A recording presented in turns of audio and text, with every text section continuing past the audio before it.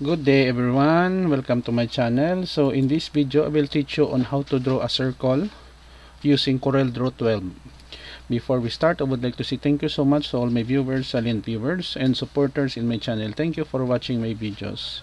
If you are new with my channel and then you like this video, please click the like button. Don't forget to share. Please support my channel guys by clicking the subscribe button. So let's begin. So we are here in Corel Draw 12 environment. So we have here the canvas. To draw a circle, we simply go here in the toolbox, click this ellipse tool, and then click and drag.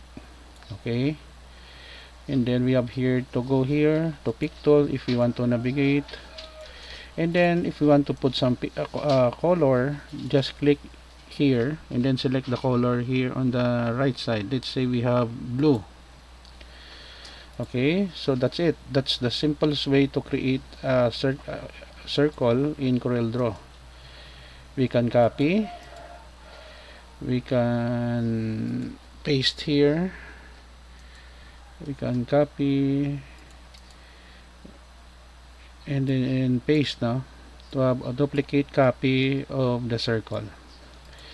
Okay guys, so this is the end of our tutorial video on how to create a circle image in Corel Draw 12.